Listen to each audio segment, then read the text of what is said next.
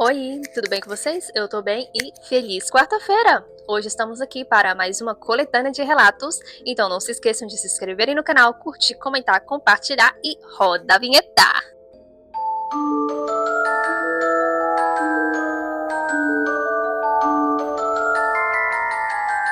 Oi, gente! Estamos aqui mais um dia para mais uma coletânea de relato nessa quarta-feira. E o primeiro relato de hoje é A Menina do Cabelo no Rosto. Oi, Jéssica, eu acredito em coisas sobrenaturais. E o que eu vou te contar aconteceu de verdade comigo. Hoje eu tenho 25 anos, mas essa história aconteceu quando eu tinha apenas 12. Até hoje, quando lembro, sinto um arrepio que percorre o corpo inteiro. Aqui em casa somos 3 irmãos. Eu, o mais velho, 2 irmãs mais novas. Essa história aconteceu na primeira casa em que a gente morou. Um lugar simples, mas que guardava algo estranho. Deixa eu te explicar como ela era. A porta da entrada dava direto para a sala.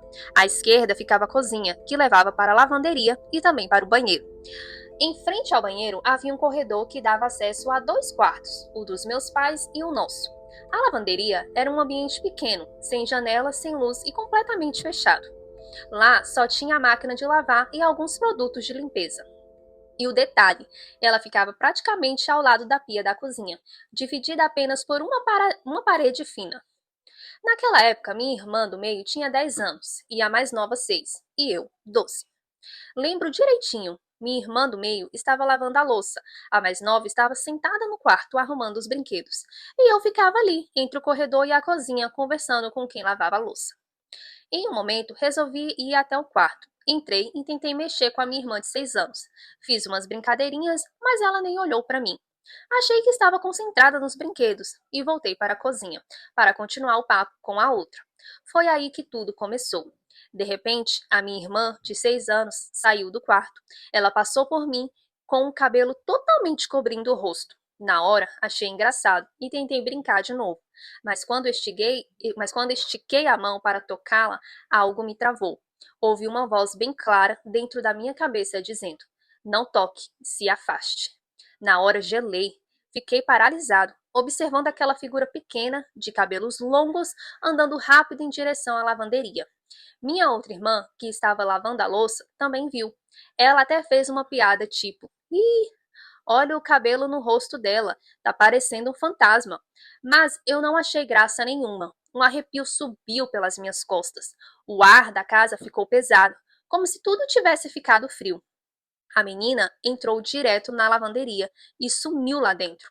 Foi aí que eu decidi ir atrás. Quando cheguei na lavanderia, não havia ninguém. Nem sinal, nem barulho, nada. O silêncio era tão forte que dava para ouvir o meu coração batendo. Voltei para o quarto e foi aí que o medo tomou conta de mim. A minha irmã, de 6 anos, ainda estava lá, sentada no chão, mexendo tranquilamente nos brinquedos. Naquele momento, eu senti o sangue gelar. Corri para o corredor, chamei minha irmã que lavava a louça e contei o que tinha visto. Ela ficou pálida.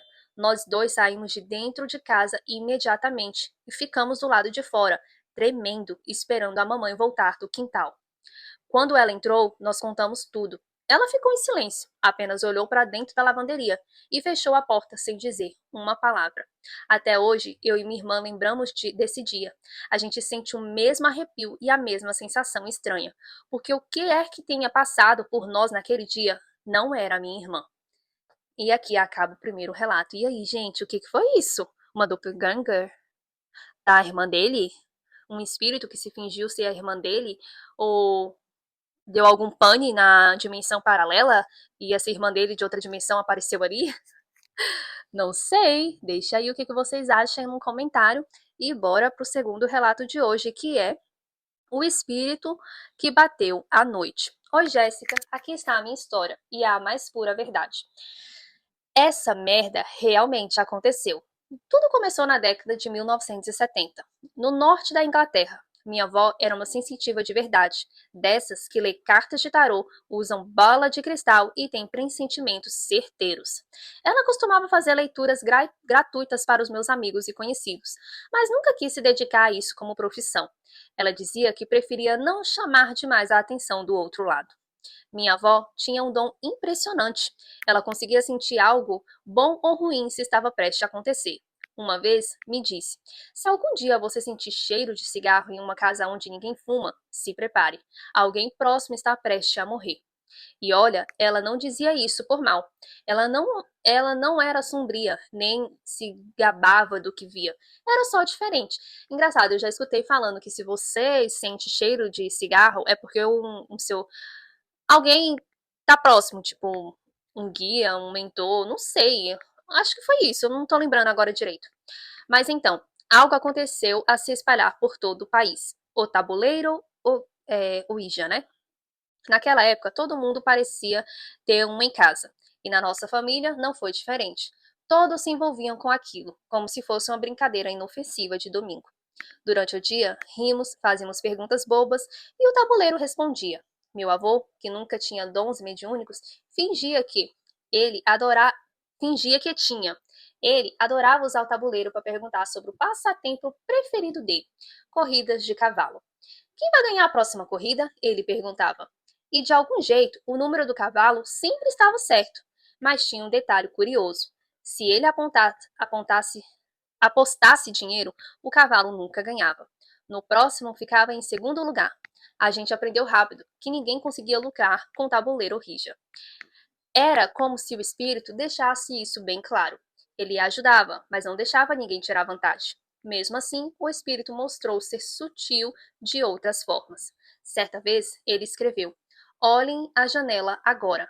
Minha avó e meu avô olharam e viram meu tio, ainda bebê, prestes a cair da janela do andar de cima. Eles correram e salvaram por segundos.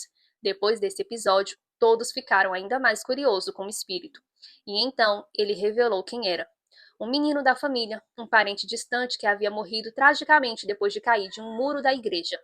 Ele ficou dias no hospital, mas não resistiu. Todos ficaram comovidos. Mas algumas semanas depois, durante uma sessão de tabuleiro, o espírito do menino escreveu algo que deixou todos gelados. Eu vou embora agora. Minha avó perguntou: como assim vai embora? Para onde? E ele respondeu: eu tenho que ajudar alguém. Mas você vai voltar? Sim. Quando? Eu vou te avisar.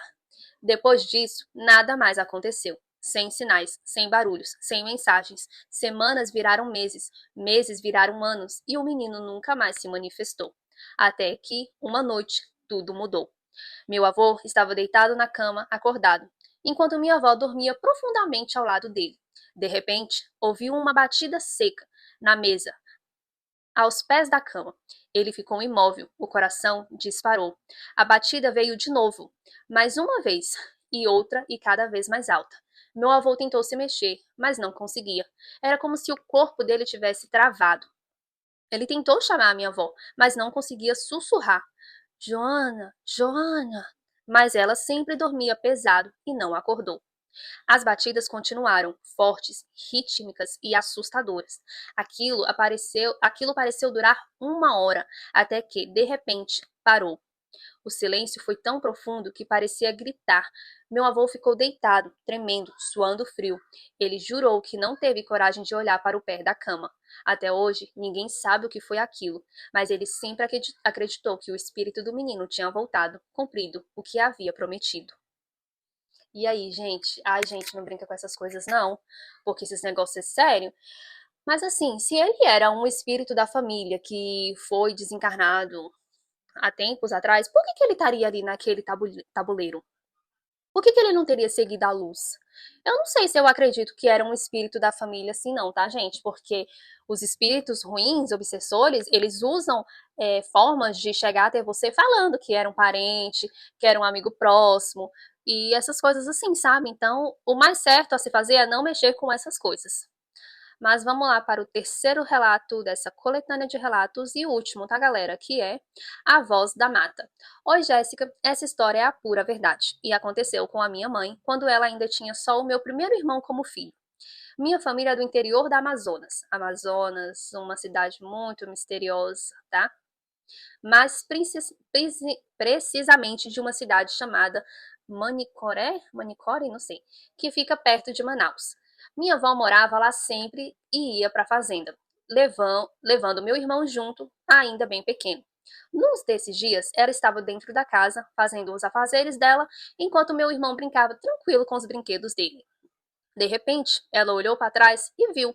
O menino estava quase entrando na mata, se afastando da casa. Assustada, ela gritou: Menino, vem para cá! Não pode ir para lá, não! Mas o meu irmão não obedeceu. Ele apenas ria e continuava se afastando, entrando cada vez mais perto da mata. Minha avó atentou de novo: Meu filho, vem embora! Mas ele começou a correr, rindo, como se estivesse brincando de se esconder dela. Preocupada, minha avó correu atrás chamando sem parar. Ela se embranhou na mata, o coração disparado, tentando alcançar o menino. Até que, quando chegou a uma parte mais fechada, onde a luz do sol mal passava entre as árvores, ouviu uma voz. Volta, não vai mais para dentro da mata. Volta enquanto ainda dá tempo. Minha avó parou na hora, o corpo dela gelou. Sentiu que não era uma voz qualquer. Era como se algo ou alguém estivesse protegendo ela. Sem pensar duas vezes, ela voltou correndo para casa. E quando chegou, adivinha quem estava lá? O meu irmão, sentado no chão brincando com os carrinhos, como se nada tivesse acontecido. Minha avó ficou sem palavras. Mais tarde contou tudo para o meu avô e ele respondeu apenas: A mata esconde coisas. Até hoje, a gente acredita que se minha avó tivesse ido mais fundo naquela mata, acreditando que era o meu irmão, ela talvez nunca mais tivesse voltado. Com certeza, gente. Com certeza, cara. Existem muitas coisas profanas, místicas, e assim, que é inexplicável em matas, principalmente na Amazonas. Se você for parar para pesquisar e ver quantos relatos bizarros acontecem lá, gente, é assim, coisa de louco. Mas alguma coisa usou o corpo do neto para fazer com que ela fosse atrás dele, porque com certeza ela não ia ficar parada vendo o menino indo pra mata e ir embora, né? Mas graças a Deus o Senhor ajudou ela. Gente, mas esses foram os relatos de hoje. Espero que vocês gostem. Se vocês gostem, se inscreva no canal, curte, comenta, compartilha. Amanhã eu volto com mais um vídeo no canal. Beijos e fui!